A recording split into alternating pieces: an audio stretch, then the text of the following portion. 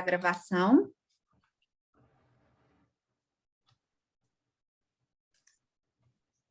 Esperando duas máquinas aqui, tem hora que eu vou olhar para lá, tá, gente? Não, tranquilo, tranquilo. Então, é com imenso prazer, né, que nós vamos iniciar aí nosso segundo mini curso, né, do grupo de pesquisa FORQUAP. A professora Raquel pediu para estar mediando hoje, né, ela não pode estar presente.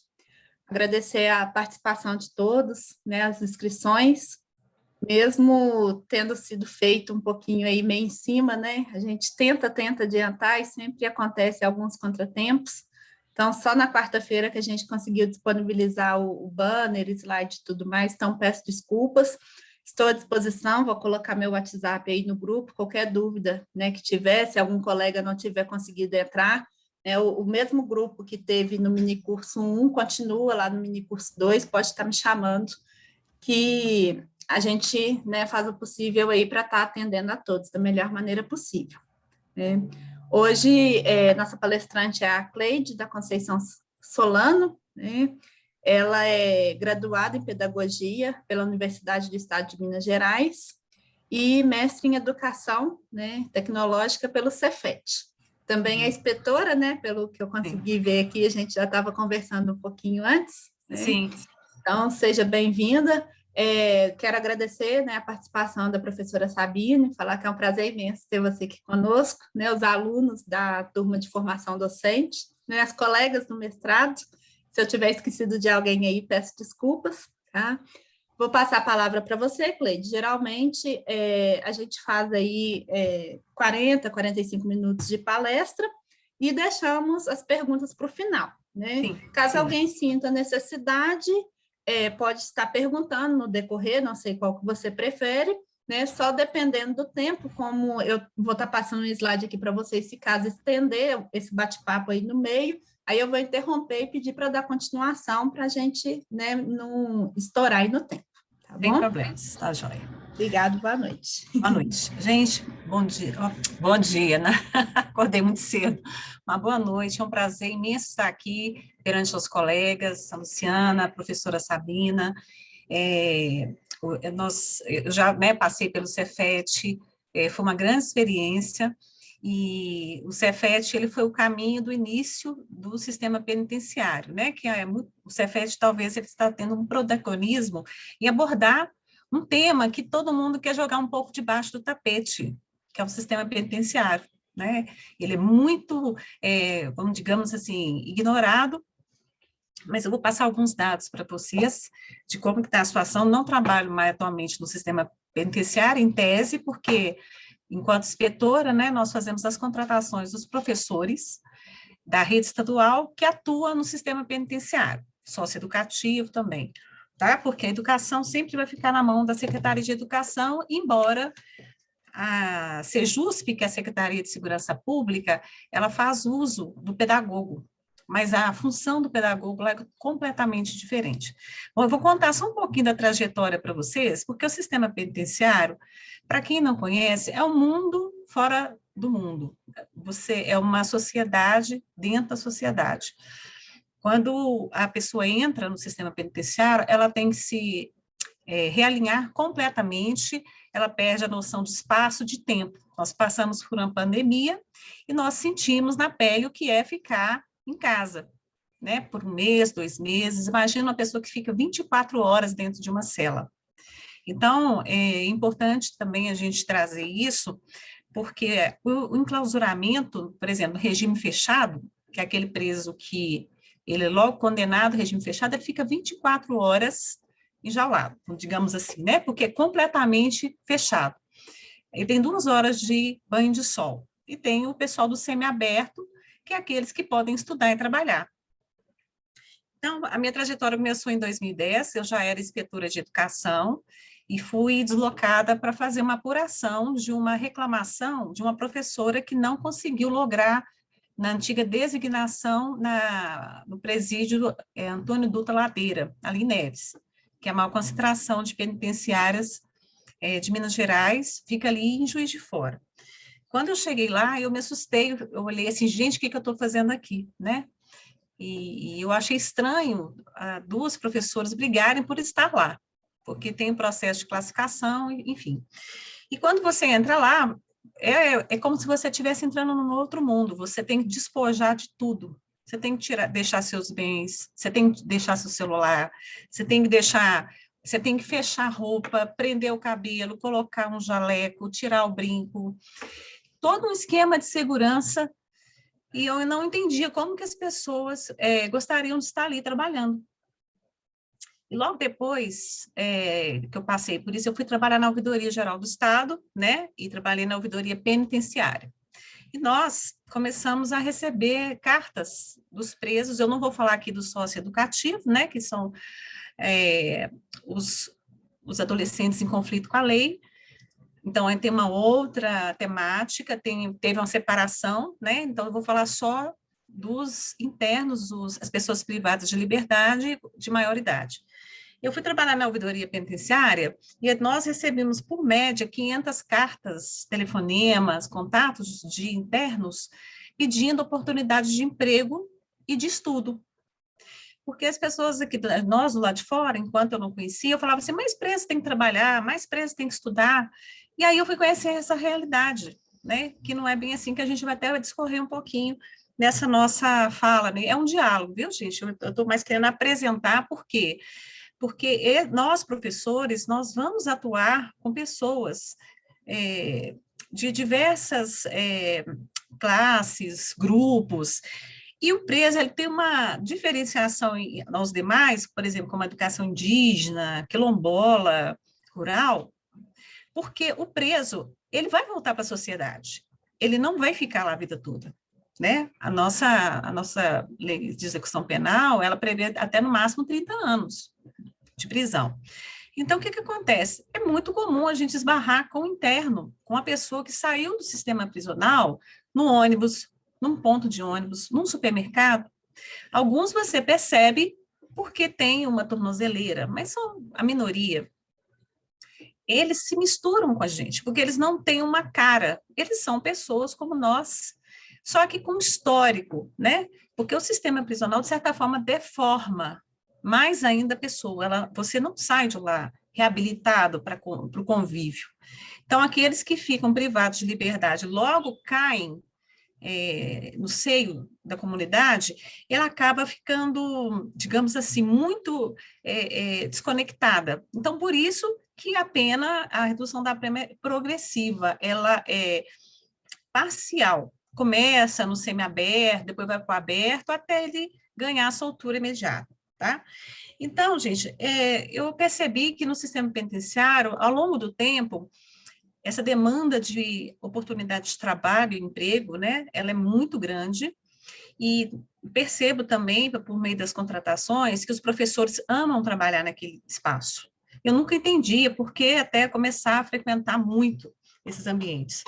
Porque o professor, ele, de certa forma, é a única pessoa que tem um contato mais, digamos assim, mais próximo com o interno. Tanto que quando eu trabalhava nas unidades prisionais, mesmo com fiscalização, ou estava lá com os professores, se tivesse, por exemplo, um bate-cela, que é uma situação em que há uma varredura dentro da cela, se não tem faca, se não tem qualquer material cortante, eles avisam. Olha, professora, não vem amanhã não, que amanhã a situação vai ser um pouco mais complicada. Eles têm um carinho muito grande. Nós não temos problemas com os presos. Mais fácil você ter, às vezes, um problema com um colega de trabalho do que com o interno. Obviamente que você tem que seguir as medidas de segurança previstas pela Secretaria da Sejusp, né? Mas eles têm um enorme carinho por quem os cuida, ou seja, o assistente social, psicólogo, professor. E aí, para dizer a verdade, eu nunca vi nenhum tipo de conflito entre professor e aluno, né? Porque lá eles são alunos como nós nas escolas regulares. Eu sou inspetora de ensino, nós estamos passando um momento muito difícil, né? Com essas ameaças aí, e também fui professora da prefeitura e da polícia, e, no entanto, eu sentia mais segurança dentro da unidade prisional do que às vezes fora, porque, de certa forma, lá tem regras. Os próprios internos vigiam eles entre si. Então, como eu vou passar aqui as estatísticas do acesso à educação, de modo geral, digamos assim, é um prêmio você estar estudando ou trabalhando, porque é uma forma de você ter contato com o mundo externo, fora das celas, tá? Então, assim, o contato com o professor e o convívio, eles acabam conhecendo um pouquinho do mundo por meio das falas dos professores, eles não têm acesso à televisão, à internet, em tese, né? Alguns têm, mas, assim, é limitado, o espaço deles se concentra naquele mundo criado, aquele mundo paralelo criado dentro do sistema prisional, né? Ô, Cleide, vou Sim, te interromper, né? Não sim, querendo, mas já te interrompendo. Duas questões. Quando você quiser que eu passe o slide, você pede, por favor.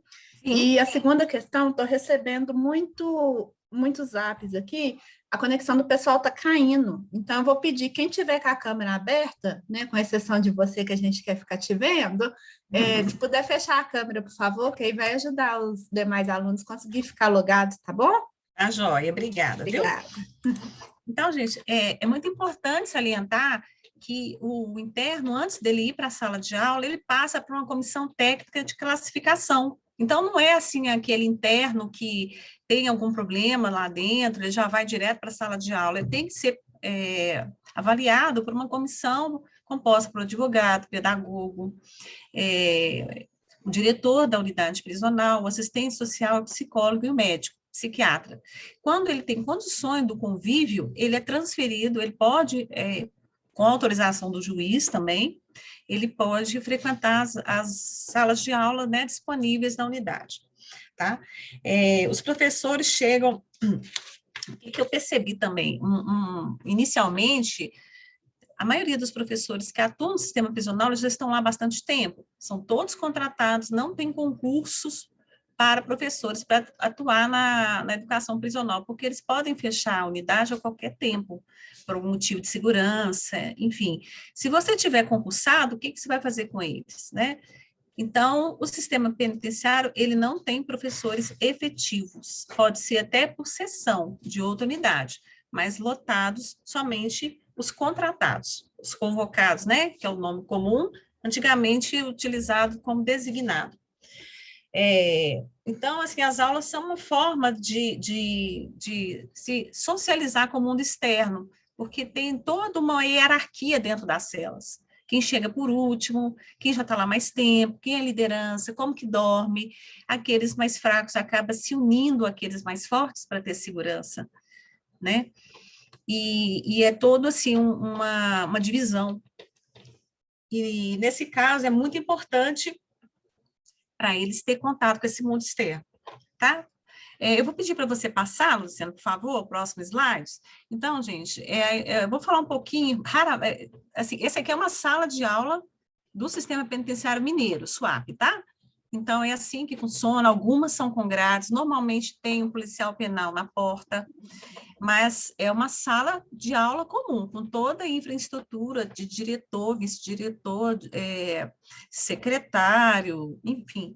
Quem faz a própria limpeza da escola, porque é um espaço separado da unidade, os próprios internos, né? Os próprios presos que a gente fala. Pode passar. Isso aqui é só para vocês terem uma ideia como é que funciona uma sala de aula lá. E contextualizar... Não, pode voltar um pouquinho. Acho que tem uma outra, isso. Então, o que acontece? Eu percebi, antes de dar essa palestra, que as pesquisas voltadas para o sistema prisional são muito escassas, né? O meu mestrado foi sobre a história da educação prisional em Minas Gerais, tive acesso a documentos primários, com mais de 70 anos, sem qualquer tratamento, e assim, ele está aquele arquivo todo lá, e eu entrei porque eu trabalhava no sistema penitenciário, então tive mais facilidade de ter acesso e também trabalhei mais um marco histórico, né, como foi criada a penitenciária agrícola de Neves. E aí eu percebi que há uma ausência muito grande, uma lacuna sobre os estudos prisionais. Por um lado, diretores prisionais não gostam de pesquisadores, porque alguns relatam que a pesquisa chega para criticar o sistema penitenciário, né? E por outro, depõe um pouco contra a gestão, porque são cargos comissionados, os diretores das unidades são comissionados. Mas, pasmem, nós temos 919.393 pessoas presas em junho de 2022, conforme o Conselho Nacional de Justiça.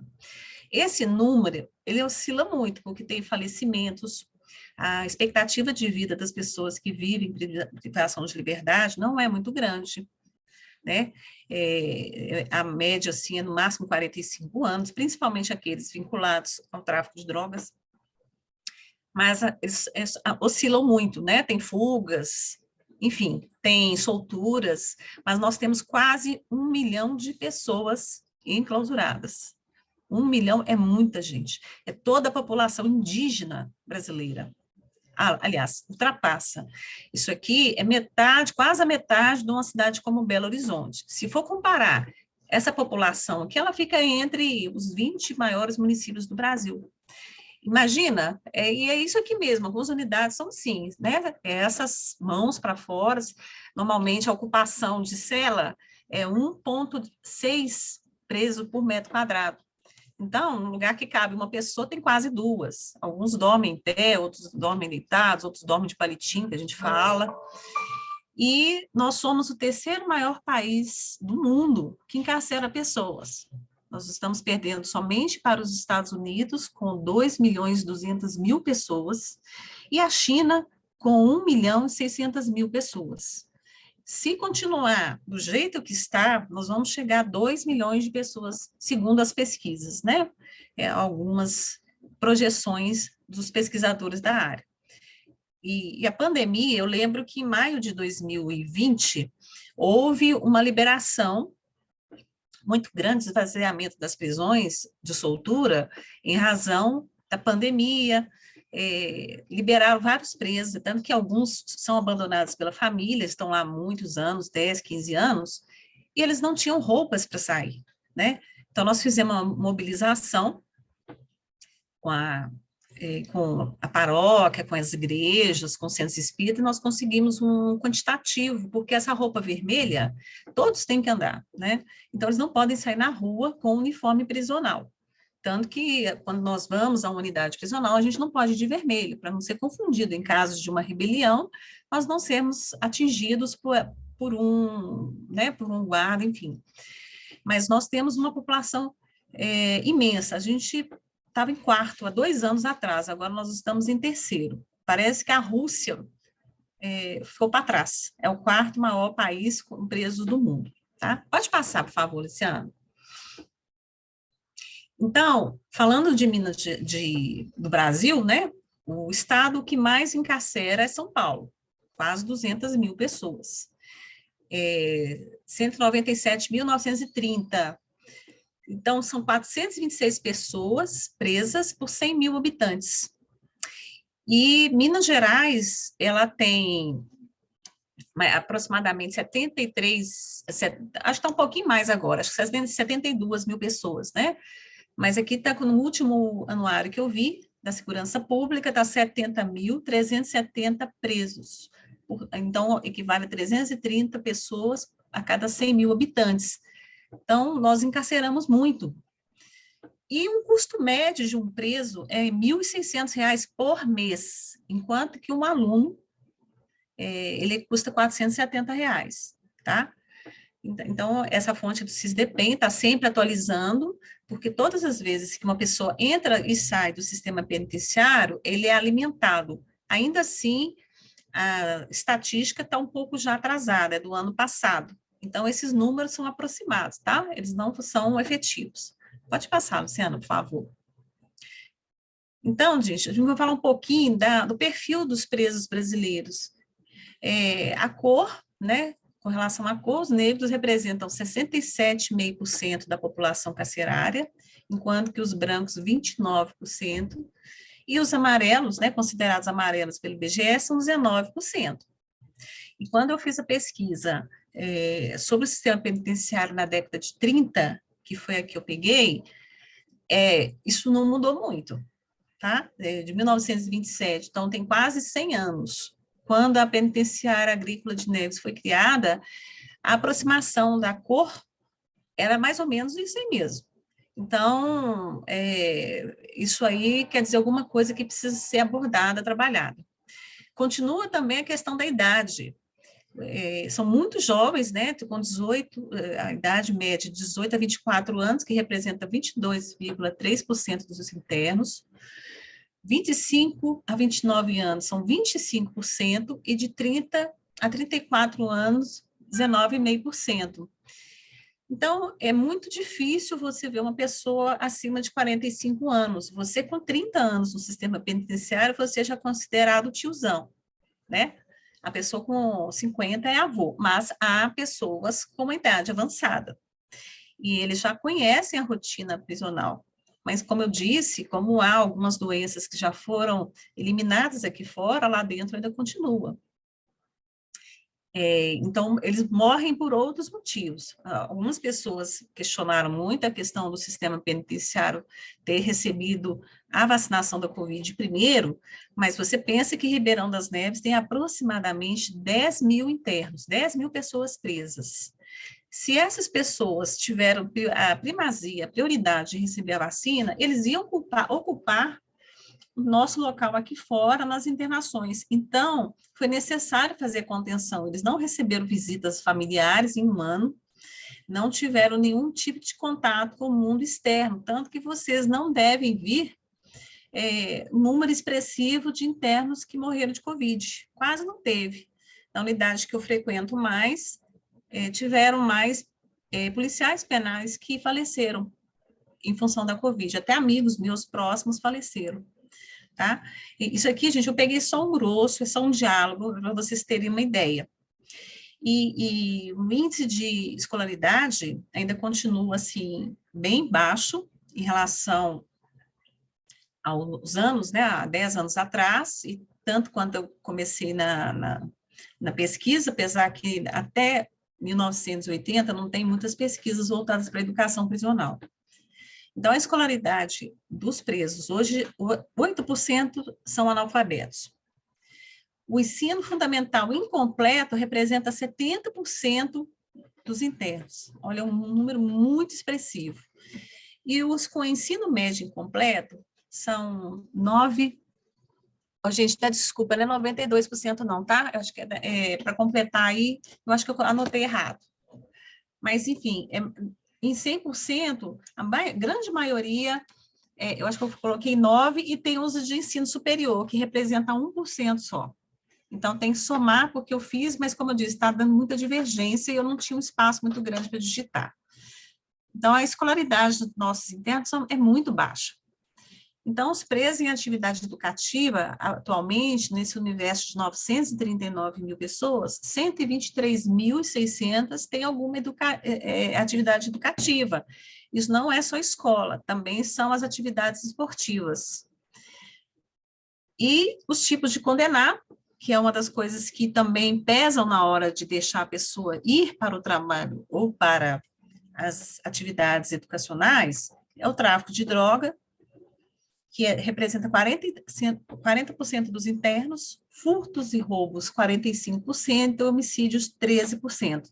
Então, desconstrói um pouco aquilo que a gente acha, que em prisão só tem homicida, e não, é a minoria, 12%. Tem os crimes contra a vida, tentativa, aí são fatias muito pequenas que eu não quis discorrer muito aqui, mas os principais são esses 3.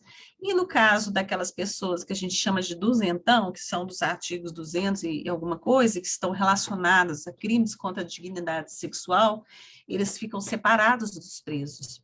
Eles são do seguro, né?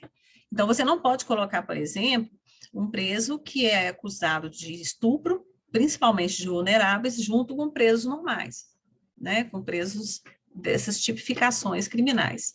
A gente tem que lembrar também que tem uma divergência entre criminoso e bandido. O criminoso é aquela pessoa que comete um ato infracional e é condenado, por exemplo, né? Um crime passional de um marido que mata a esposa. Ele não é um bandido, ele não planeja. Às vezes, ele é uma briga, ele acaba tirando a vida da outra pessoa.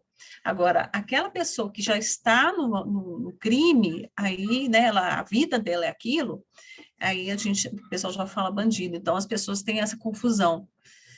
E percebemos bem isso lá dentro. Lá tem uma justiça própria também, né? sistema penitenciário ele é muito orgânico. Então, a lei lá, por exemplo, do estupro, ela não tem vez. Então, nós temos uma penitenciária privada, que chama PPP, que é uma gestão coparticipativa entre Estado e iniciativa privada, onde não é aceito presos do regime de 200, né, dos artigos 200 da Lei de Execução Penal. Então, no Brasil, nós temos aproximadamente 1.428 unidades prisionais. Minas Gerais tem 180 unidades. Poucas foram construídas de modo estruturado, como a José Maria Alquimim, por exemplo, a Inspetor Martim Drummond. Então, tem o presídio do Ultraladeira, que é em homenagem a um delegado. Tem a PPP, e agora começaram a ter unidades voltadas para a população LGBTQI+, tá? Que realmente as pessoas eles estão começando a adquirir esses direitos, até pela integridade física. O Estado, ele responde pela vida dos internos, mesmo que seja de autoextermínio. Quando um preso tenta tirar a própria vida do sistema prisional, é feita uma intervenção do Estado, né, do sistema de segurança, porque ele responde pela vida do interno.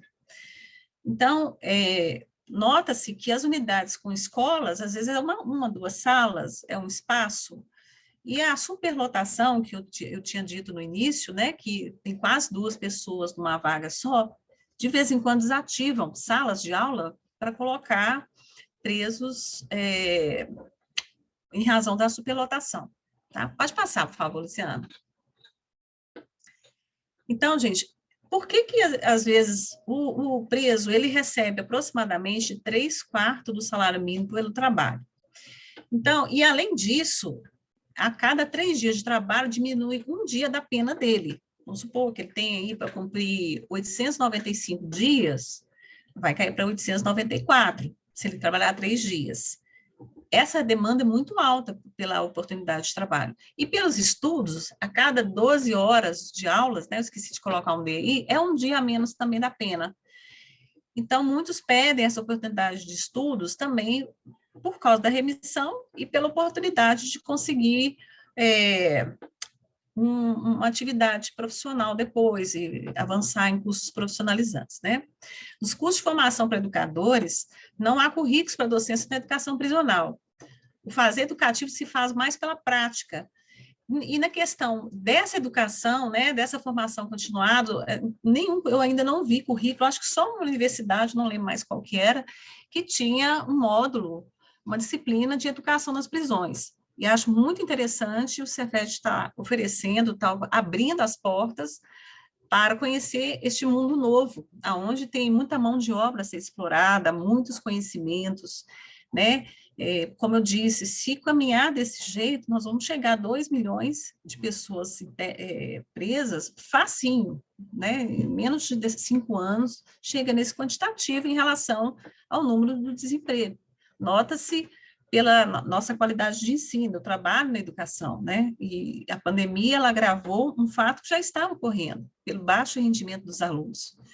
Então, a superlotação carcerária, ela dificulta muito para os diretores das unidades prisionais a execução disso que está previsto em lei, tá? Eu vou falar um pouquinho como é que surgiu a obrigatoriedade da educação nas prisões de forma legislativa, né? E como que surgiu a prisão. Pode passar, Luciana, por favor. Então, gente, desse quantitativo, de acordo com o DEPEN, né? O CISDEPEN, somente 16,56% dos presos são atendidos por atividades educativas, dentre elas a escolarização, atividades recreativas, culturais, enfim. E as práticas educacionais no sistema prisional, de algum modo, são pontuais e experimentais, considerando a autonomia dos estados para gerir seu sistema prisional. O que acontece? Nós temos uma lei federal, né, que é a CPT 110, que ela fala sobre a lei de execução penal, de como que o preso vai cumprir essas penas. Mas o Estado, ela tem autonomia para implementar seus programas. Então, ainda não há uma equivalência de acordos, vamos dizer assim, o Estado do Pará tem algumas atividades que aqui em Minas não tem. Alguns aderem a alguns programas, outros não. né? Então, tem muita experiência, muita coisa assim que ainda não é fechada, muito experimentalismo. E algum sucesso que está tendo agora no sistema prisional, às vezes deve mais, às vezes, o gestor, né, daquela regional, daquela unidade prisional. E agora, com a dignidade que saiu a legislação estadual, de que as meninas terão absorventes, né, as mulheres de vulnerabilidade social, esses absorventes, eles estão sendo produzidos nos presídios. Então, eles costuram, fazem e mandam entregar nas escolas. Então, os absorventes internos uma experiência mineira, ela não é uma determinação geral. Igual nós temos, apesar da educação nossa, a gente tem a BNCC, mas temos lá nossos 40% lá de atividades, itinerários formativos, né? Que a gente falava de parte diversificada. Mas não existe ainda uma equivalência, vamos pôr uma regra para todos. Tem lá as orientações, mas os estados, elas adotam os planos de ação dele. Pode passar, por favor. Vou falar rapidamente, assim, como que nasceram as prisões, que a gente acha que prisão é uma coisa antiga, não é, né? Só para vocês terem uma ideia, fazer um panorama disso, né? A prisão, gente, na verdade, ela é nova, enquanto ela é hoje, né? Como ela consiste hoje, ela é do século XVIII, que antigamente a enxovia, que era aquelas celas no subterrâneo, né? Para os escravos, as celas, elas eram mais recomendadas, elas eram destinadas aos mosteiros e para aquelas pessoas que, por ordem, né, por algum crime, elas eram colocadas ali esperando a execução. Ela era impedida de se locomover até o rei, né, digamos assim, o juiz determinar a execução dela. Então, assim, ela ganhou, na verdade, esse movimento em favor das reformas penitenciárias foi a partir de 1789, aproximadamente, com Beccaria, né, John Howard e outros que trouxeram, Adam Smith, que trouxeram pelo iluminismo a questão da humanização das penas. Mas as celas, elas eram utilizadas para fazer essas imagens aqui que eu estou mostrando para vocês. Tinha aqui os suplícios, que ele amplamente, ele ficava internado primeiro na cela, alguns dias, depois saía a pena capital, né, o banimento, o que for, mas ele tinha que sofrer primeiro o suplício. Então, Foucault trabalha muito bem isso, né? A finalidade da prisão era manter o criminoso até a aplicação da pena.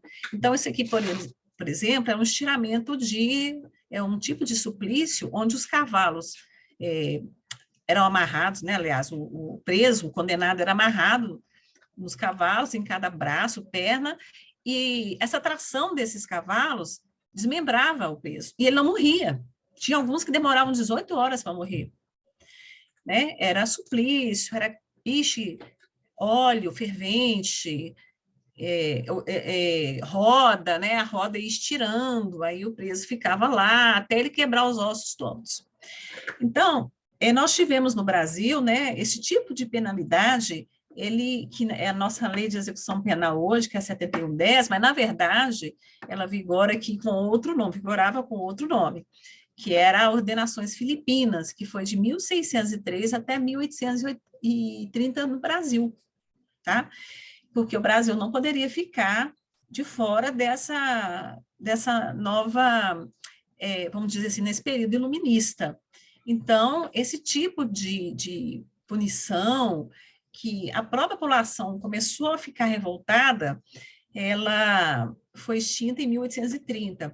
Essas penalidades aqui, por exemplo, do criminoso, eram um espetáculo, gente. Então, o Coliseu, por exemplo, era lazer familiar, você levar as famílias até o Coliseu e assistir os leões devorar os ladrões. Aqui no Brasil, quando havia uma condenação, a população fechava seu comércio, sua casa, e ia para a praça principal e faziam, né? Ficavam lá esperando lá o palanque, digamos assim, tem um outro nome, para esperar a execução. Então, esse tipo de ação era acompanhada pela população, né? Esses suplícios, esses sofrimentos, todos eram acompanhados. Então, era assim, aí com o tempo, né, com o iluminismo, as pessoas só foram começando a achar o próprio Estado como mais criminoso do que o crime, porque às vezes o crime era muito feito à revelia, né? A justiça era muito mais, assim, parcial, digamos assim, porque o juiz determinava, junto com a majestade, qual penalidade seria. E, às vezes, não tinha lastro dos crimes. E a pessoa, por muitas vezes, era condenada às fogueiras, sem qualquer tipo de comprovação de crimes, né, cometidos. Então, a insurreição, por exemplo, de Tiradentes, ele entrou nisso aí, nas ordenações filipinas. Pode passar, Luciana, por favor. Então, gente, na ordenação filipina, é importante dizer, né, porque eu estou querendo ressaltar que a prisão, enquanto retenção do corpo, ela não existia. Ela era a retenção permanente, né, para cumprir a pena e depois sair. Ela era para reter o corpo, para você depois sofrer as consequências, seja ela por esses moldes aqui de pena capital. Então, a prisão, a despeito dos modelos surgidos, serviu muito mais como uma instituição de controle e sofrimento do que uma ressocialização e reeducação. Aquela época, a prisão ela era muito mais usada para guarda e para cometimento desse tipo de crime. Por exemplo, dependendo do infanticídio, parricídio, lesa pátria, tinha assim a morte cruel, considerada a pior de todas, onde todos os tipos de tormentos eram impostos seguida de morte por tortura. Então, a pessoa sofria, igual eu falei, que um dos casos que Foucault conta, que era você tirar os braços e as pernas e a pessoa ficava só com o tronco, e vivo, né? Depois derramavam piche, enfim, né? Furavam a pessoa. Tinha a morte atroz, que além da morte mesmo concluída, ainda era o cadáver, outras penas, como a queima, né? Além depois da pessoa já esquartejada, eles queimavam o cadáver e confiscavam todos os bens, inclusive dos seus descendentes. Tá? Tiradentes entrou nessa tipificação aqui, porque ele foi enforcado e depois teve o corpo desmembrado e colocado à vista, para servir de um modo pedagógico. A prisão, esse tipo de espetáculo horroroso, ele não era só para punir, era para mostrar a força do Estado sobre a população, tipo assim, não faça porque vai sobrar para você. Então, as pessoas eram muito mais cometidas pelo medo. A morte simples é a morte sem tortura, pela decapitação, né? Pela navalha, ou seja, pelo enforcamento. A morte natural, a morte natural que era por enforcamento. As outras eram mesmo decapitação, que era mais comum. E a morte natural para sempre, além do enforcamento, deixa eu só levantar aqui, o cadáver ficava exposto até que apodrecesse na forca. Então, ele ia lá para eu esqueci o nome o palanque, né? Como se fosse um palanque. Então, o cadáver, a pessoa era enforcada, e ela ficava lá apodrecendo. Aí, toda vez que a população passava, olhava, nossa, eu não posso fazer isso, né? Tinha o empalamento também, se você olhar as imagens, são horríveis, mas isso tudo é uma parte da história do século XVIII, XIX, início XIX, que era amplamente utilizado na Europa, e o Brasil também chegou a utilizar isso por um tempo. Pode passar, por favor. Só que com as reformas, né, que esse movimento que Beccaria e os demais pensadores iluministas começaram a defender, foi caindo, principalmente depois da Revolução Francesa. Foi caindo a ponto da população se revoltar com as queimas, né, de bruxas, de pessoas. A própria Igreja Católica começou a ser questionada pela agressividade, pela violência e brutalidade com como eram impostas essas penas. Aí o Estado falou assim, então nós vamos ter que rever isso aí, né? E eu voltando, puxando um pouquinho o tapetinho aqui para o Brasil, o Código Criminal de 1830, implantado por Dom Pedro I, instituiu o trabalho obrigatório, que antigamente não tinha. Porque como a pessoa ficava lá na prisão, só é cadafalso, obrigada, Sabina, isso mesmo, cadafalso patíbulo, exatamente. Então, até se você buscar na internet, né, tipo um palco mesmo, e tinha lá, até acho que até ainda existe em alguns lugares aí um pouco mais radicais, né, que fazem isso. Então, Dom Pedro I instituiu o trabalho obrigatório na prisão, eliminando a pena de morte, exceto para os escravos que atentassem contra a vida dos seus senhores. O que acontece, né? O Brasil, ele tinha que seguir as novas regras, digamos assim, a ética, e foi feito isso. E aí, o que aconteceu? Um trabalho passou a ser obrigatório, só que nós estávamos com as cadeias lotadas. Começaram, por exemplo, a fazer artesanato, e alguns presos morriam dentro das celas, né? Faziam muito com chifre de boi. Então, assim, eram mulheres misturadas com homens, com crianças, não existia a regulamentação, muitos morriam, né? Então, as celas superlotadas, que não difere muito do que a gente vê hoje. E aí, o Estado, como ele passou a ter o trabalho obrigatório, no entanto, ele não tinha como aproveitar esse pessoal, não tinha como trabalhar. E também a gente vê hoje, né, de certa forma. Você tem um monte de mão de obra solta, mas você, por exemplo, não tem policiamento, não tem escolta, você não pode deixar um interno preso sozinho. E aí, nessa época, não tinha atividades para fazer. Tentaram, por vezes, né, a cadeia, por exemplo, de Ouro Preto, que depois ela foi transferida para Neves, em 1930, ela tinha uma fábrica de sapatos. Aí, o que o Estado fez? Para justificar isso, ele falou assim, ó, se não tem emprego para todo mundo, nós vamos fazer o seguinte, a pessoa vai cumprir a pena dela e nós vamos acrescentar mais um sexto da pena. Né? Se a pessoa tinha 6 anos, você acrescentava mais um sexto como forma digamos assim, de justificar para a sociedade. E aí, o Estado, aí, na verdade, o tempo passou, nós tivemos a colônia de Fernando de Noronha, né, que foi uma fazenda e tal, acabou que não deu certo, com a aproximação da proclamação da República, né, foram ideias, foram sendo ampliadas, e aí, com o fim da coroa aqui, né, em 1789, foi implantado um novo Código Penal de 1890 que baniu definitivamente a pena de morte no Brasil.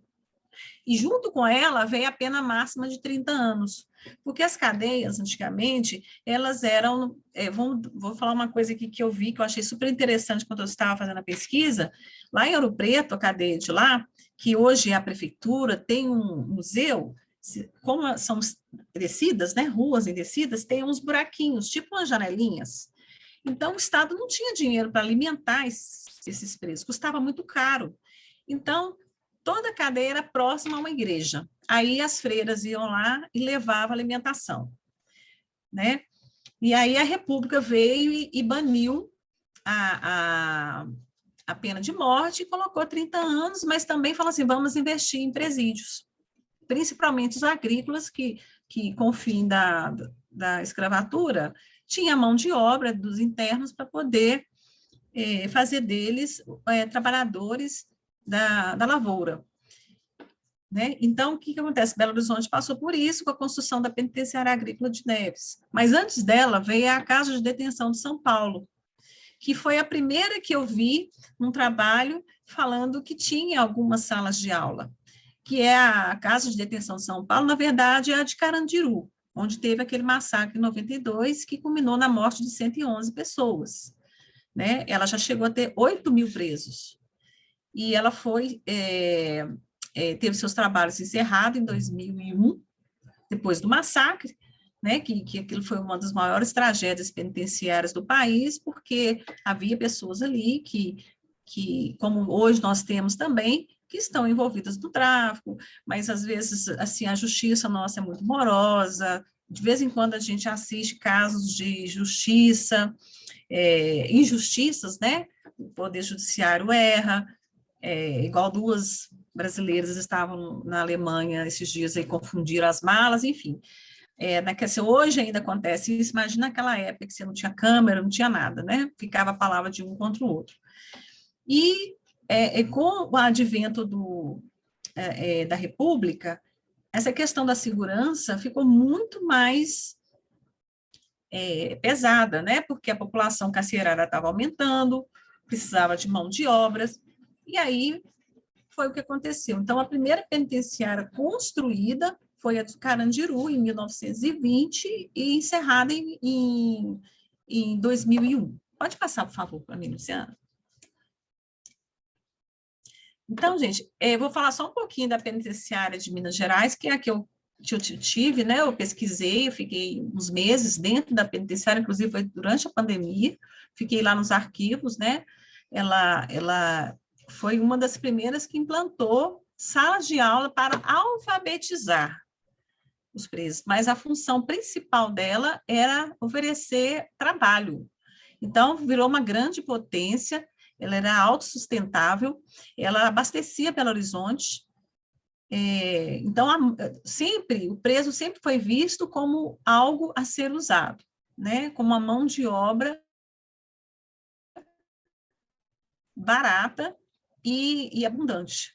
Mas a questão da ressocialização, eles alinhavam como a ressocialização, mas ela não foi assim, muito bem, digamos assim, tão excessiva. E tem um caso, eu peguei 380 fichas dos internos, tinha um caso de um preso que se recusava a aprender a escrever o seu nome. Então, o Estado chegou a contratar professores, na verdade foi a penitenciária, alguns eram cedidos pela Secretaria de Educação para dar aulas para os internos, mas no mais para fazer mais assim, aprender a ler e escrever o próprio nome e fazer continhas, porque eles recebiam o seu salário, né? Então, os processos educacionais da PAN eram de professores contratados, sumiu aqui, Luciana. O computador reiniciou, já está voltando. Ah, tá. Não, Falha tá, técnica. jóia. Vou falar um pouquinho aqui. Então, gente, assim, a penitenciária agrícola de Neves, na verdade, foi uma das... Claro que deve ter pesquisas que falam sobre isso, mas a educação ela nunca foi vista assim, de forma muito importante. É mais trabalho, trabalho, trabalho. Né? Para você ter uma ideia, hoje nós temos leis muito bem fundamentadas, principalmente da lei de execução penal, mas só 13, 14, 15% dos presos estão, pessoas privadas de liberdade, né? Mas na LEP fala presos, que estão estudando. Então, isso é uma coisa muito preocupante, porque essas pessoas vão voltar e nós estamos assistindo uma geração que está saindo com um rendimento escolar muito baixo. Se esses que estão aqui fora estão com dificuldade, imagina aqueles, principalmente durante a pandemia, que tiveram as aulas suspensas, porque as aulas são presenciais, tá? Deixa eu ver aqui. Está reiniciando, né? Sim, já estou colocando aí. Ah, tá.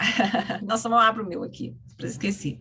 Então, gente, eu vou falar mais um pouquinho, não é, como eu disse, eu vou fazer só um panorama básico, tem algumas pesquisas, é muito difícil fazer pesquisas em unidades prisionais, como eu disse, né, tive o acesso porque eu trabalhava, mas é muito gratificante, principalmente quando você vê alguns casos de internos que saem de lá, fazem curso superior, retomam a vida.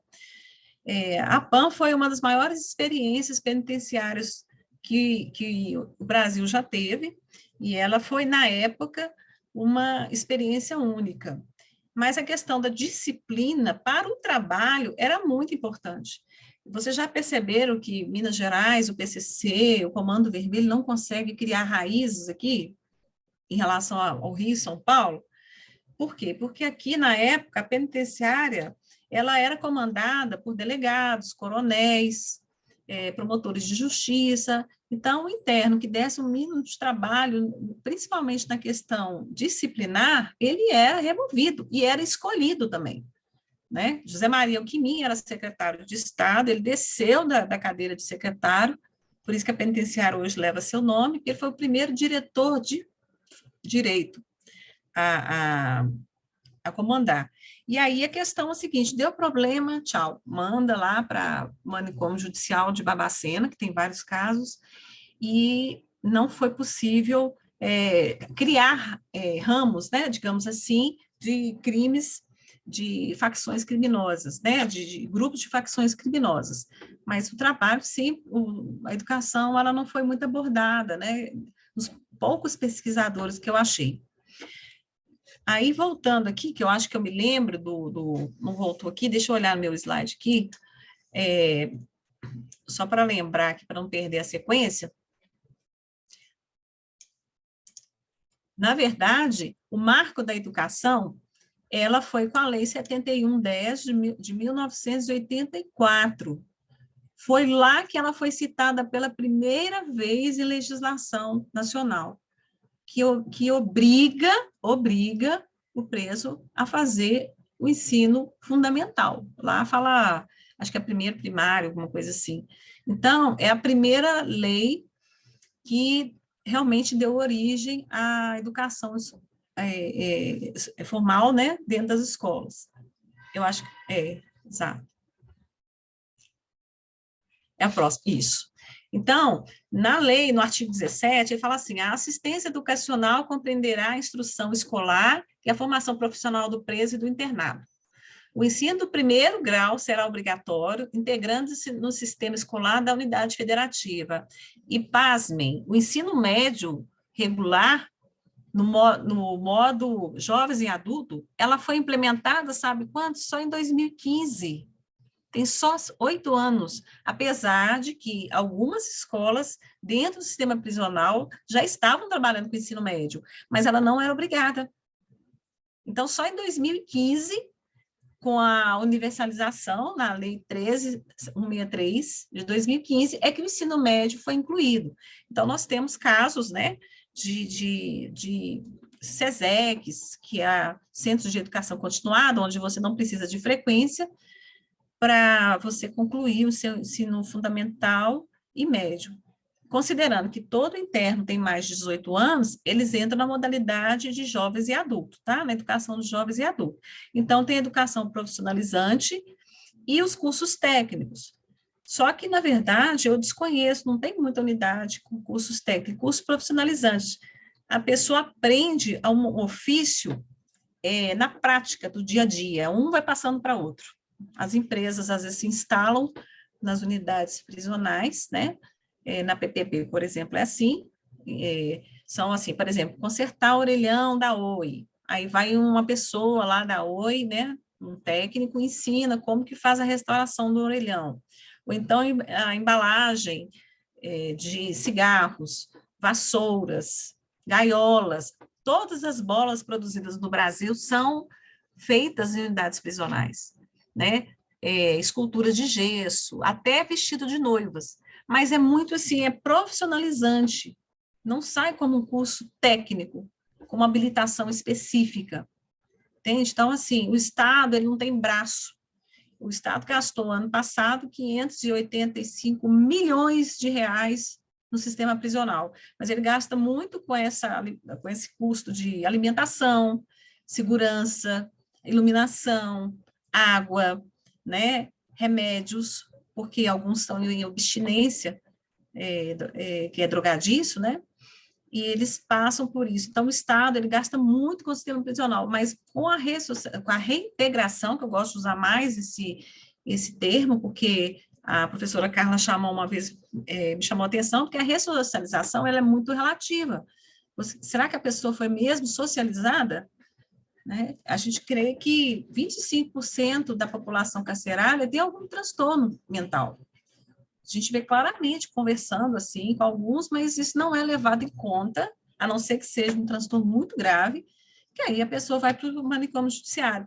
Mas, assim, não há essa pesquisa, se a pessoa tem uma psicopatia, se ela tem algum transtorno mais grave que faz ela, por exemplo, tirar a vida de uma outra pessoa, tá? Então, crimes contra a vida, por exemplo. Mas a grande parte também é a questão do drogadiço. Então, eles chegam de lá com abstinência, aí é muito complicado. Então, o Estado gasta muito dinheiro com medicamento. Pode passar, por favor. Então, assim, vocês podem ver que as perspectivas da educação estão se dando passos muito curtos. Se o ensino médio passou a ser obrigatório em 2015, quando será que vai ser realmente universalizado para os 900 mil presos que a gente tem no Brasil, aproximadamente, né? Então, a educação prisional, por exemplo, no estado de Minas Gerais, ele é feito por meio de convênio entre a Secretaria de Educação e a Secretaria de Segurança Pública. Então, o que acontece? Tem a unidade prisional e tem uma parte reservada para as salas de aula. Então, os próprios presos, às vezes, têm espaço, eles constroem essa sala de aula. Tem um diretor, ele tem que seguir todos os protocolos de segurança, né? O professor que vai atuar lá, ele precisa ter uma declaração de nada consta na Polícia Civil, não pode ter aquele contato pessoal muito intenso, mas é muito gratificante, eles são muito mais envolvidos com a educação do que um aluno aqui de fora. Você não escuta nada, eu falo que a gente escuta o barulho do silêncio dentro da unidade prisional quando eles estão em sala de aula, porque eles sabem que se qualquer dano que ele causar, físico, material, dentro de uma sala de aula, ele vai ser penalizado sendo retirado da sala de aula. Então, passa a ser um ganho, porque é um respiro que ele tem da cela. Tirando as 2 horas, né? Só de banho de sol, tem que tirar. Aí eles vão acompanhados. Então, a questão da educação também, ele aumenta a sociabilidade, ele transita, ele começa a ter acesso a outros internos. Então, o diretor, né, a CTC, que a gente fala, que é a comissão, que determina se esse interno pode ou não ir para a sala de aula, mas não há oportunidade para todos, tendo em vista também que muitos, por exemplo, são presos aqui, por exemplo, Januária, mas eles cometem um crime lá, você fica preso no local do crime, e não na sua residência, por isso que muitas famílias, às vezes, acabam distanciando do seu familiar preso. Aí a escola passa a ser meio que uma família, né? Os colegas de cela e os profissionais da educação, da assistência social, passam a ser como se fosse parte da família. Então, eu fui em Teófilo Otoni, lá tem uma penitenciária e um presídio. Presídio é quando o preso não teve condenação transitada em julgado. Penitenciária é para a pessoa cumprir a sua penitência, tá? Então, tem essa diferença. No entanto, devido à falta de espaço, estão misturando isso. Mas eu lembro de uma mulher de São Paulo, que ela estava viajando de ônibus e ofereceram para ela lá 10 mil reais lá para ela trazer uma droga para Belo Horizonte. No meio do caminho, a Polícia Rodoviária Federal a interceptou e levou para a penitenciária, na cela feminina lá, e a mulher de 42 anos, você vê claramente que é uma pessoa muito vulnerável, e isso a gente sabe que é um arranjo, porque diz ela que na hora que os policiais chegaram dentro do ônibus, foi direto dela, né? E ela estava com 10 quilos de cocaína, e nisso passa mesmo, aí o grande trânsito de droga passa por outra via, porque os policiais, como são escassos também, eles estão lá naquele ocorrido com ela. E aí a mulher presa, por exemplo, ela é mais penalizada ainda do que o homem, né? Quando você chega quinta-feira, você passa na frente da penitenciária, está cheio de gente lá, filho, mãe, namorada, mulher, mas nas internas não é bem assim que acontece, não. Você não vê aglomeração, fila na porta de unidade feminina. E aí, esse interno, quando ele comete um crime longe da sua localidade de domicílio, ele passa e tem que cumprir a pena ali, por exemplo, ele às vezes demora muito para conseguir uma remoção, né? Uma transferência, porque você pensa que, por exemplo, na Nelson Hungria, que é de segurança máxima, está lotado, aí não tem espaço, não vão trazer alguém lá de Januária para cá. Né? Então, como eu disse, né, eu vou reforçar aqui que isso pode cair até num concurso público, né?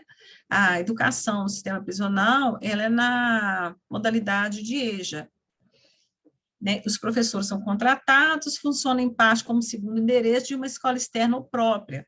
Às vezes, quando é escola própria, vem lá o endereço no certificado de conclusão do curso, no interno. Alguns até ficam assim com muita dificuldade, resistentes, Porque quando eles saem de lá, a pessoa sabe que ele passou pelo sistema prisional, porque vem o endereço da escola.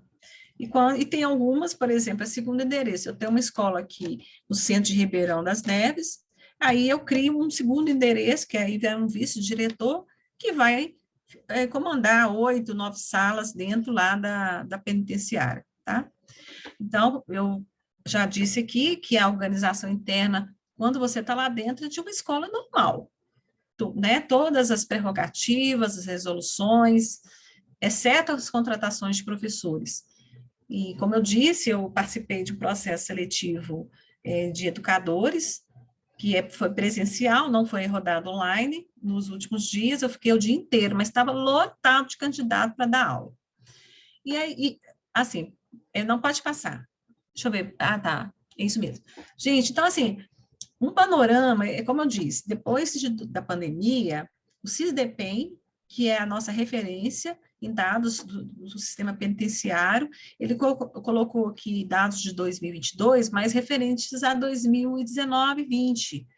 Então, ele fala que está, sim, havendo um progresso na educação prisional, né? Tendo em vista que a data de corte foi 2019, eu não sei se houve essa expansão, né, se essa ampliação aí da educação de mais ou menos 3%, 2% ao ano, ela foi de fato efetivada. Então, nós temos hoje, como eu disse, 123 mil pessoas, aproximadamente, em alguma atividade educativa. Então, de 2012 até 2019, eles estão dizendo que foi 276%. Mas eu acredito que, em relação à educação prisional, eu não sei se houve assim, uma expansão de 3 anos para cá. Considerando, né, a pandemia, considerando a aglomeração, até hoje tem algumas restrições, e eles não puderam nem receber as visitas, que é a coisa mais importante para o interno, é receber as visitas. Então, veja bem, é muito interessante, é um mundo paralelo, é um mundo que onde o professor realmente ele se reconhece enquanto professor, porque o interno ele tem um interesse em aprender. Tanto que tem algumas unidades que eles pegam um carrinho de mão, recebem muita doação de livros, né? Só que tem muita Bíblia. Então, a movimentação de igrejas, principalmente evangélica, é muito grande, mas eles entregam mais a Bíblia. Então, qualquer tipo de livro, porque os equipamentos eletrônicos, a maioria não tem acesso, passa por um carrinho, aí eles leem, devoram o livro. Tem gente que faz um verdadeiro curso de direito, eles dão um banho em muito advogado lá, viu? Sabem tudo. Ah, eu quero a minha remissão, já está na minha hora, eu tenho que sair, eu já cumpri. Então, eles começam a cobrar do promotor, do defensor público, desculpa, quando eles não têm um advogado próprio. Então, não há pesquisas assim quantitativas com relação ao número de pessoas em privação de liberdade em atividades educativas nos anos de 2020 e 2021 e 22, né? Nós já estamos em 2023. Tendo em vista aí essa limitação aí de dados aí pelo SISDEPEN. Pode passar, por favor, Luciana? Então, gente, na verdade, como eu disse, é uma pequena explanação de um campo de atuação do professor, que onde precisa ser revisto nos currículos dos cursos de licenciatura a implantação, porque vai aparecer essa oportunidade, vai aparecer, e muitas, né? Eu consegui preencher 40 vagas num dia de professores. E a docência na unidade prisional, ela é sui generis, mas ela é muito rica, porque você conhece a realidade, né? Você até a arquitetura das unidades prisionais lembra aqueles estabelecimentos totais que Goffman fala tanto, que parece um pouco com as escolas, né? Que tem aquele pátio no meio, as celas assim, em formato de U, no segundo andar, né? O sistema panótico, ele que é eu não quis estender muito, mas ele também, ele via uma economia, né? De gastos com presos, mas eu penso que os 580 milhões de reais que o Estado gastou no ano passado para manter o sistema prisional, mas eu não vi muita novidade em relação à educação prisional, ela precisa ser revista. Nós estamos com muitos projetos, muitas ideias e pouca ação, né? Porque preso não dá voto, preso dá comemoração a um CPF cancelado. E eu falo, e vi, trabalhei uns anos na ouvidoria, as pessoas falam assim, bandido bom é bandido morto, mas a gente não sabe o que está acontecendo ali. Até que qualquer um de nós atropelou uma pessoa na rua, não deu socorro, você pode ser presa. A pessoa que não paga a pensão alimentícia, ela é presa. Todos nós estamos sujeitos, né? Assim como a educação especial, que é tão trabalhada, nunca tivemos tanta contratação de professores de apoio como nós temos agora.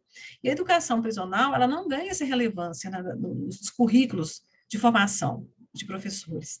E tem muito material de estatística, você pega o histórico, grande maioria não tem pai na certidão de nascimento, alguns têm problemas psiquiátricos, outros são questão de falta de oportunidade de trabalho mesmo, né? Hoje, assim, empregos que antigamente você, com ensino fundamental médio, você conseguia manter, hoje eu tenho, nas minhas escolas que eu acompanho, pessoas como serviços gerais com curso superior, né? E eu penso que essa falta de oportunidade para as pessoas, principalmente do interior, onde tem uma aglomeração maior de internos, aqui nós temos 10 mil em Neves, mais uns 5 mil aqui em Contagem, mas a grande maioria está espalhada pelo interior. Se nós já estamos tendo dificuldades com a educação na capital, imagina trabalhar. E eu gostei muito, sabe? Assim, já tive a oportunidade de dar algumas palestras nas unidades prisionais. É muito gratificante você participar de uma formatura. Normalmente o interno chora. Eu não estou aqui passando pano para criminosos, né? Criminosos não, bandidos mesmo, aqueles que realmente têm algum transtorno, uma psicopatia grave não tratada. Mas aqueles, tem muitos que realmente querem oportunidade, eles não têm. Não tem emprego para todo mundo, não tem policiamento para todo mundo, para acompanhar esses presos, que eu fico vendo essas críticas, assim, das pessoas, porque eles têm que dar um trabalho para eles, aonde? Até porque a sociedade, quando você fala que é preso, a primeira coisa que eles fazem, quando descobrem, é dispensar a pessoa, né? É muito comum uma rejeição. Eu fui acompanhar alguns presos para amarrar carros e cegonhas.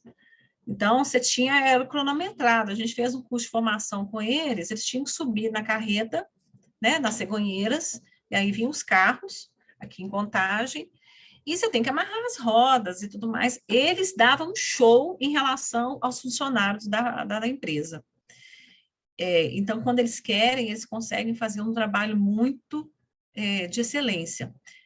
Às vezes, na cidade administrativa mesmo, tinha um programa chama Reintegra, então, quem faz a capina ali no entorno das administrativas são presos. Só que eles, na verdade, eles trocam o uniforme, porque não pode andar com aquele vermelho, põem uma blusa branca, enfim, eles trabalham o dia inteiro. Para eles, é uma vontade muito grande.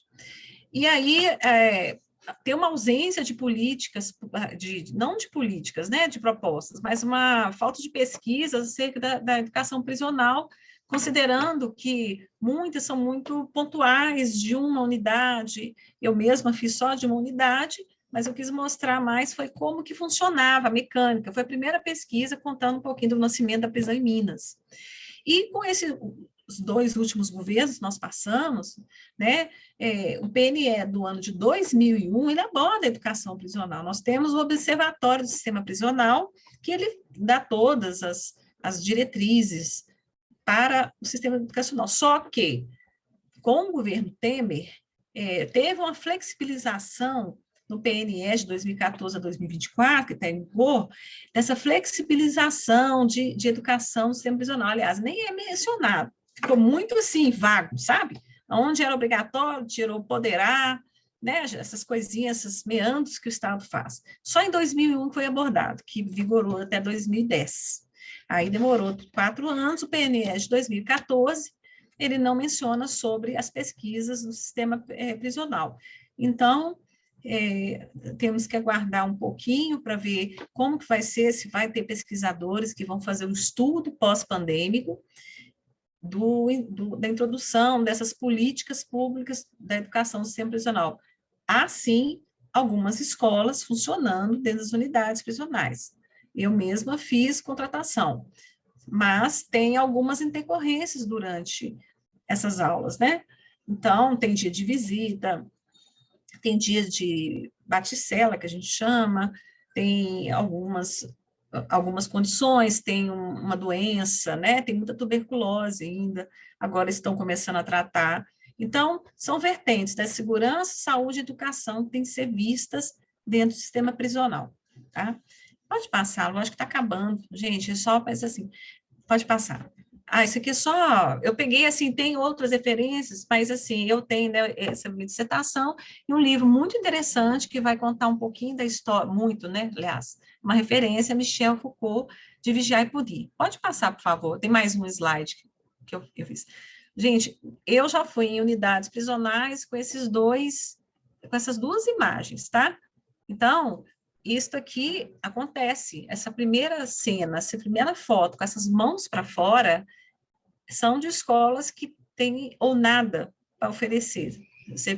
São muitas pessoas amontoadas, né, que não têm a assistência social. Mas eu também já vi formatura, né, dos formandos. Eu acho que tem até esse dia agora formou um médico, que é interno, né, que resolveu, porque alguns realmente começam a estudar dentro das prisões.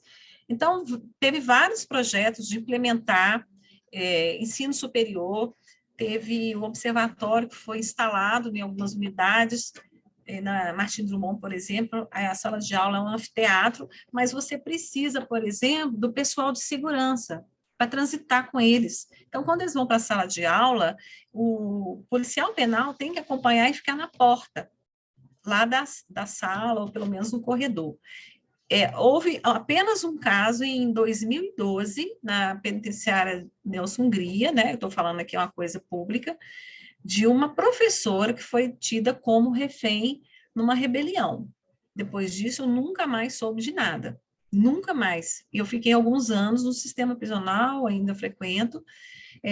Eu tenho muito mais notícias, assim, na escola regular, mas a gente percebe claramente uma precarização da educação de uns 6 anos para cá, né? Eu já tenho 15 anos que eu estou na educação, e nós precisamos rever.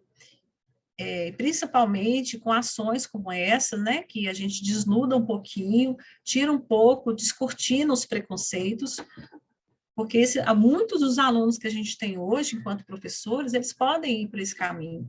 Então, nosso papel enquanto educador é trazer para tentar fazer uma intervenção, sabe, junto a esses alunos, para que eles não tomem esse lugar. A escola não pode virar um ponto, né? A arquitetura, inclusive, eu condeno um pouco essa arquitetura de escola que algumas lembram, porque algumas penitenciárias são ajeitamentos, não foram construídas para ser penitenciárias, são casas que eles usam, principalmente os albergues. Tá? Os albergues são, digamos assim, são penitenciárias de pessoas que a justiça, o juiz já deu o cumprimento, que ele faz assim, ele sai de segunda a sexta, todos os dias, dorme lá no albergue, passa o final de semana até ele ganhar a, a, a liberação, né, do cumprimento de pena, tá bom? Assim, a minha fala foi bem curta, eu tentei, assim, sintetizar ao máximo, porque para muitos é uma novidade, a gente tem uma outra visão de presídios, e eu estou à disposição para tirar dúvida, espero que eu tenha, pelo menos, contribuído com algum momento com a minha fala, enquanto educadora lá do sistema, lá, conheço o penitenciário. Muito obrigada. Nós que temos muito a agradecer. Confesso, eu vou falar, acredito que alguns também vão se identificar, né? Não conhecia como docente, né? Quando você começou a fala, eu estou assim, gente, por que eu nunca, né, me candidatei para uma vaga de professora em presídio? né? Mesmo com relatos, a Raquel já comentou para a gente que ela teve uma aluna, né, quando ela era professora, acho que na PUC, e a gente não atina, né? É riquíssimo, né? Se a professora Sabine quiser comentar, algumas coisas a gente fica, né, horrorizado, igual quando você falou, eu fiquei pensando, gente, por que que não tem o concurso, né, alegando que se fechar a penitenciária, por que que não pode alocar o professor em uma escola ou em outra unidade, né? São coisas que, pensando como docente, eu acredito que seja fácil de se resolver, né?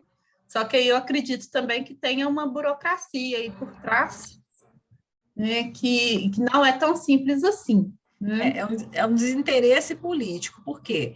É claro e evidente que os atuais governos não estão interessados em abrir concurso. Isso é fato, né? A gente está passando por um processo de municipalização da educação do ensino fundamental, então, assim, a gente percebe claramente, o SESEX, por exemplo, também não tem efetivos mais, porque é fácil, você simplesmente chega e fala assim, olha, eu vou fechar essa sala hoje, entendeu? Então, o diretor, o governador, o secretário de educação, quando ele tem contratados, vai sair um grande concurso agora para a educação, né? Eu sou concursada, tá? Então, eu fiz o concurso em 2011, que está na superintendência, são só 8 inspetores. E, assim, hoje, para falar a verdade, eu estou vivendo mais momentos de guerra dentro das escolas, nas últimas semanas, do que quando eu vivia nas prisões. Gente, eu juro para vocês, trabalhar dentro de unidade prisional, eu nunca vi ninguém chegar assim estressado, porque os presos, assim, eles sabem que se ele cometer qualquer coisa contra o professor, ele está comprando uma briga com a penitenciária inteira, porque a chance do sistema, dos policiais penais entrarem e baterem neles é muito grande, né? Porque normalmente eles entram em conflito, né? Com algumas, por exemplo, a atitude, policiais penais são mais visados, mas, de um modo geral, é falta de visita, maltratar os visitantes, é isso que deixa o preso com raiva, né? E o professor, quando eu estava lá foi até em Vespasiano, eu estava na unidade Vespasiano e eu acho que ia ter digamos, uma treta entre eles lá. Aí ele falou assim, professor, não vem amanhã não, que amanhã o bicho vai pegar, tá? Ó, vaza, nós estamos te dando toque aí que nós queremos ver, nós gostamos da senhora. Tem toda uma linguagem, sabe? Ó, esse aí é cagueta, sai fora. Então, assim, é muito interessante que você aprende um outro mundo. A tatuagem do palhaço, por exemplo, eles ostentam porque eles têm alguma coisa, tem toda uma educação incorporada, toda uma educação interna do sistema penitenciário que nós não vemos aqui fora. Aqui nós temos assim a questão, o menino é disciplina, a gente tem problema com os pais, né? Essa semana eu tenho chegado em casa 10 da noite, porque com essas questões de massacre, até minha filha está tendo problema com isso. Então, assim, dia 20 ela não quer ir para a aula, mas tudo a gente sabe, e é os próprios alunos que gostam de fazer esse terrorismo. Coisa que você, por exemplo, na unidade prisional, quando um vai para... Aí a gente chama do lado de lá, que é o que estuda e que o trabalha. Ele já é visto como uma pessoa beneficiária, porque não tem educação para todo mundo, não tem sala de aula disponível para todo mundo, não tem policial disponível, não tem recursos. Tem, né? Mas talvez não são devidamente Colocados administrados. corretamente. Né? Então, quando às vezes tem um inchaço no sistema, o que eu vou fazer? Eu vou pegar, vou cancelar essa sala aqui, eu vou fazer dela uma cela, em vez de ser sala de aula. Ou então, quando tem uma quebradeira também, sabe? Às vezes eles ficam revoltados com alguma coisa, eles têm um regime próprio, por isso que eu falo assim, tanto que quando tem algum preso do regime especial, que é o X9, que a gente chama, e o pessoal do duzentão, né, que o estupro hoje, ele pode ser tanto assim, um beijo dado de forma, né, tem várias vertentes, né, quanto o estupro consumado. E lá não se permite. Então, o interno, por exemplo, ele não vai ter convívio com o outro, então é tudo meio que separado. Mas é muito bom, gente. Assim, eu gostei, né? Abre um leque de possibilidades, né? Igual aí você falando, né? Pesquisa, não se realiza pesquisa. Pesquisa, eu fiquei pensando, quando você falou aí a questão, né? Nós com Covid em casa, né? O tanto de gente que deu uma pirada, qualquer né? Decorrer. Imagine esse preso sem a visita, sem Sim. a rotina dele alterada. Então, assim, né? Uma pesquisa sobre isso, a pesquisa sobre a formação docente para os alunos que estão aí, sobre, né, formação docente dos professores, né, dentro né, dos presídios, tem muita coisa interessante. Sim, e um professor bem preparado para trabalhar na unidade dessa, ele pode fazer uma verdadeira revolução, porque eles estão mais abertos, porque o psicólogo ele faz essa avaliação antes, né? Como eu disse, não é todo preso que vai estudar, todos têm obrigação de trabalhar, mas a educação também seria uma obrigação. Só que, assim, a gente tem casos de presos com ensino superior, acho que não dá nem 1%. E, normalmente, é estelionato, né? Tem algum caso de crime passional, mas é muito raro. Então, a gente vê claramente a relação baixa escolaridade com vulnerabilidade social misturada para criminalidade, né? Eu estou inteiramente, eu estudei mais uma vertente histórica, um resgate histórico, gostei muito, eu não, devido às atividades, eu não estou caminhando para o doutorado, porque eu ia dar continuidade à minha pesquisa, que a minha foi até 1979, quando muda a configuração do sistema prisional. Mas Minas Gerais conseguiu se manter, apesar de ser o segundo maior estado que encarcera, mas ele conseguiu manter à distância os crimes de facções criminosas, assim, né, que incendeia ônibus, que põe terror, mas tem foi a forma como foi conduzida até então. E se você deixa as pessoas mais escolarizadas, né, mais conscientes e com uma proposta de ter uma oportunidade de trabalho associada à educação, muitos ali, e com assistência à saúde mental também, porque poucas pesquisas levam isso em consideração.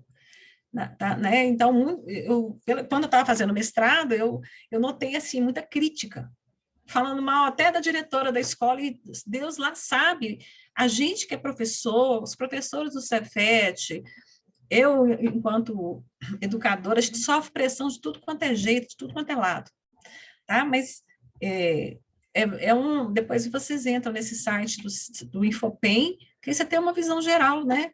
E de 2020 para cá, está faltando pesquisas. Eu vou passar a palavra para você, Luciana, se você quiser perguntar, alguém quiser tirar alguma dúvida, estou à disposição. O pessoal está agradecendo muito, Hélio, a Kátia, né? Eu compartilhei duas coisas antes que o pessoal me xinga. Pode ir preparando aí para abrir a câmera para nós fazermos nossa fotinha aí de encerramento, né? Se alguém quiser pontuar, a professora Sabina. E pedir desculpa, a professora Raquel pediu para eu colocar o banner no início aqui, né? Lembrando do nosso curso, né? Nosso mini curso aí de formação docente, né? As datas. Então, só relembrar aí rapidinho, gente. Eu vou só responder uma pergunta aqui da Magali Simone. Pode Posso? Dá responder, tempo? claro. Ô, Magali, tem sim, viu? O que acontece? O preso, ele se manifesta por carta. Então, os Correios têm um programa de carta social. Elas são destinadas para pessoas de baixa vulnerabilidade e para internos, porque como não pode ter dinheiro em espécie circulando, eles escrevem cartas. Só que as cartas são lidas pelos policiais, né? Então, que tanto quanto chega quanto quando sai. Mas, normalmente, quando eles recebem visitas, eles escrevem num papelzinho que eles estão sofrendo um assédio, que eles apanharam. E aí, a família, nas visitas familiares de 15 dias, por exemplo, eles entregam para a família e quem faz a denúncia é a própria família. Entendeu? Então, tem a própria ouvidoria para aqueles que têm acesso às ruas, que é o pessoal do semiaberto, que são aqueles presos que já estão trabalhando, estudando, e eles podem ligar no 162 e procurar a ouvidoria penitenciária. Né? Só que a grande maioria não denuncia, se identificando. O que a gente mais recebe é pedido de oportunidade de vagas na escola e no trabalho. Então, mas quem faz as denúncias de maus tratos é a família, porque o preso ele não tem comunicação externa, tá? E tudo que chega lá é aberto. Se você leva um shampoo, as policiais penais, elas pegam uma faca, abrem a embalagem, jogam no saco para ver se não tem, né? Outras vezes, pega um sabão, corta ele em vários pedaços, para não ter risco, tanto para os profissionais da segurança pública, quanto para os, os internos, né? Porque tem algumas rixas lá também, internas, né? É isso. Eu gostaria só de manifestar meu agradecimento à Cleide, tá? Excelente apresentação. Obrigada, professora. Muito ilustrativo em todos os aspectos, tanto das condições, né, de vulnerabilidade, que mesmo sendo criminosos, ou até mesmo bandidos, né, são mantidos, infelizmente, descaso, né, com relação à educação, e para essa população mais ainda, né? O problema, né, da política de segurança pública no Brasil é a lógica, não sei se é só no Brasil, mas no Brasil é muito sério, isso em alguns países não é, a lógica punitiva, pura e simples, né? A questão é a questão da punição. Sim, sim, é a vingança, né, professora? Exato. Aquela ilustração que você mostrou, né, do que era as penas, né, até aqui no caso do Brasil, o advento da República, e a nova lei, né, que passa, inclusive, a pena máxima de 30 anos, de uma certa maneira, essa lógica do suplício, né, a pessoa que está ali, cometeu algum delito, a lógica permanece, inclusive, quando se começa a criticar as condições mesmo de vida, que eles vivem dentro dos presídios, a superlotação, a falta de higiene, aí começa a estar defendendo bandido, né? Essa fala, está defendendo bandido. Não, mesmo que as pessoas tenham cometido delitos, elas não merecem, além de ficar com a sua liberdade suspensa durante um tempo, mas isso significa que elas têm que viver em condições infra-humanas, né? Enfim, então, assim, eu acho que essa questão da educação, né, da comunidade carcerária é uma coisa muito importante, e lutar por ela é lutar também no bojo de uma série de soluções para o problema, não só dentro das prisões, mas por fora delas, né? Sim. Então, como você bem falou, ele vai sair um dia. Né? Vai sair. Vai sair. Bom, e aí o que ele encontra, né? Além de todo o preconceito que ele vai carregar consigo. Sim. Né? Então, é muito complicado, sim. Né? O problema sério também, que é uma coisa importante, né? No caso aqui, das famílias, né? Dessas pessoas que estão presas, né? A própria família, muitas vezes, é obrigada a entrar para o crime para garantir até a sobrevivência de quem está lá dentro, né? É uma realidade muito, muito complexa, como você disse, um outro mundo, né? Sim. Né? Mas, de qualquer maneira, assim, a sua palestra foi muito importante, agradeço muito, né? Eu acho que para quem está se formando professor, como é o caso dos nossos alunos específicos da formação docente, é uma informação importantíssima, né? Sim. A ação também de uma realidade muito importante. Sim, e assim, obrigada, me sinto honrada, viu, professora, pelo elogio, agradecer as pessoas, mas eu estou dizendo assim, pelo fato, mesmo mostrando esse lado difícil do sistema penitenciário, eu penso que, como eu já vi, eu fui em várias formaturas, né, de uma fala de professor falar assim, olha, você não merece isso, você merece muito mais, e aquele aluno, como ele tem uma coisa que nós não temos, é tempo. O que o preso mais tem é tempo, entendeu? Então, ele não tem televisão, né? Não tem nenhum tipo de distração, o preso, o interno pobre, ele não tem acesso a celular. Quem tem acesso a celular dentro do sistema penitenciário é normalmente pessoas envolvidas com tráfico, aí já é o bandido. Então, eles vendem ligação. Agora, quando o preso o interno, ele é uma pessoa, assim, carente, tem muita gente, desculpa, gente, mas assim, eu vou falar uma palavra feia, que é de gaiata, entra de gaiata, você conversa com o interno, você vê claramente que a pessoa não sabe nem como é que ela foi parar ali, né? Às vezes está com uma pessoa, a pessoa joga a bolsa perto dela, né? É igual essa senhora que eu vi, de 42 anos, mas ela tinha um aspecto de 70, sem dente, né? Ela toda chorando, chorando, chorando, porque usaram ela, né? A pessoa fica deslumbrada. Não, você vai ali só levar isso aqui ali na rodoviária, é só uma encomenda, eu vou te dar 5.000, vou te dar R$ 1.000, né? Mas eles são usados como iscas. Muitos são como iscas. Por quê? Porque passa um carregamento baixo, que é um prejuízo, alguém liga para a polícia e fala assim, olha, tem uma senhora dentro do ônibus que ela está carregando droga. Aí a polícia vai atrás do ônibus, para o ônibus, e nisso passa o grande carregamento lá. Quando você conversa com esses meninos de 18 anos, eles não sabem nem quem eles são, eles nem se sabem o que estão fazendo ali. São assim, eles têm a maldade, alguns têm, mas outros são, assim, você vê que faltou família, faltou comida, tem preso que sai e volta para comer, que a família já abandonou mesmo. E aí, o que eles fazem? Eles ganham a liberdade, né? Eles vão tem um alvará de soltura, aí ele chega lá na esquina, rouba, para voltar para a penitenciária, porque ele formou uma família ali dentro. Já acostumou com o pior. Exato. Isso acontece, né? Mas, assim, eu gostei muito eu estou muito feliz, né? Assim, algumas pessoas colocaram aqui no chat que gostaram, eu gostaria de contribuir mais, mas o tempo, se eu me estendesse, né? Eu tentei, assim, ao máximo, mas eu ia falar de panótipo, essas coisas não acho que ia acrescentar tanto. Eu queria mesmo trazer um pouco do descaso, principalmente no último governo federal, que ele meio que deixou a coisa solta mesmo, né? E nós chegamos a quase 1 milhão de pessoas, nós estávamos com 700 mil há 2 anos atrás.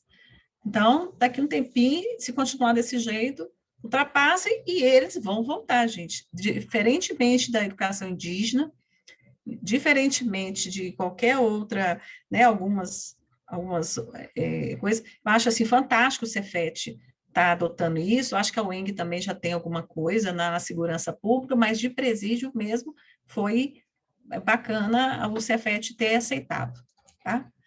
Assim, para mim, foi uma honra o convite, eu estou à disposição, se alguém quiser me chamar, eu vou até um pouco mais preparada, né, porque hoje eu trabalhei, a gente está lidando com a segurança pública em outra esfera, na escola, a gente fica um pouquinho, né, tem que ficar apagando incêndio direto aí, mas isso é a vida, é para isso que nós temos a oportunidade de estudar em instituições como o Cefet, que está preocupado com essa questão da socialização e principalmente da oferta de educação e trabalho. Ok. Desculpa. Agradecer, né, igual a todos aí estão agradecendo, né? Como eu estava falando aí referente ao minicurso, né? Só chamar a atenção aí, são palestras quinzenais, né? Então, nos veremos no dia 28, com a professora Fernanda, né, sobre formação de professores e a Lei 10.639. E aí eu vou chamar a atenção que aí não vai ser quinzenal. Aí na próxima semana, né, em maio, dia 5, a gente vai ter. E depois, por questão aí de calendário dos palestrantes, né, então a gente vai ter uma palestra no dia 5 de maio e a outra no dia 2 de junho. Aí que vai voltar a ser quinzenalmente, né? E aí até o final, dia 14 de julho, vai estar sendo aí no espaço de 15 dias, tá? Hoje, eu não sei se vocês receberam um e-mail, mas sempre a própria plataforma envia um e-mail na parte da manhã, lembrando, tá? Se caso alguém não tiver conseguido participar, eu coloquei no chat aí o link do grupo de WhatsApp, então pode me chamar lá, estamos à disposição, tá? A lista de presença, a Simone está perguntando, é a própria plataforma que faz, pode ficar tranquila, tá, Simone? E aí eu gostaria de pedir vocês para abrir a câmera para nós fazermos nossas fotinhos aí de registro para ir lá para a internet e para o YouTube depois. Ah, que legal! Quando tiverem ok, pode me falar, por favor, que... Olha, Ana Júlia, que linda! A Simone não abriu, não. Acho que a Simone não abriu. Abriu. Simone, Magali, Kênia. Vou ter que fazer 2 prints, tá? Então, vamos lá, Thaís, saudade. Ó, print 1, só um minutinho, que aí eu tenho que colar aqui.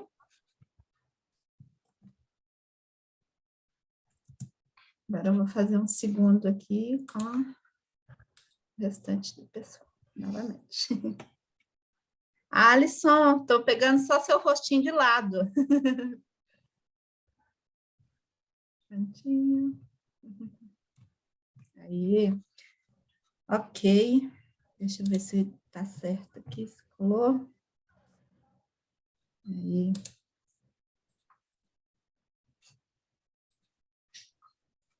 E se não tiverem nenhuma pergunta, dúvida, né? Agradecer para encerrar nossa gravação. Como diz aí o pessoal da formação docente, sextou, né? Sextou. Mas quando Então, né? Estou à disposição, mais uma viu, vez, gente? Tá, Cleide, muitíssimo obrigado, viu? Boa noite para Qualquer vocês coisa, estamos também. aí. Meu e-mail está aí. Quem quiser anotar e depois quiser tirar alguma dúvida, precisar de uma apresentação, alguma coisa assim, a gente está à disposição. Tá? Ok. Um beijo para vocês. Com Deus. Tchau, Boa noite. gente. Tchau. Boa noite. Tchau, Deus. pessoa. Prazer revê-la, viu? Beijo. Obrigada. Beijo. Fica com Obrigada, Deus. Lu. Silmara. Kelly. Tchau. Que bom estar aqui. Tchau. A Kelinha lá. Fabiana. Kelly tá Adorei, mandando ó. beijo. Como sempre, adoro. Obrigada, Lu. Obrigada. Nada. Tchau. Tchau, gente. Com Deus. Tchau. Boa noite. Tchau. Boa noite. Tchau.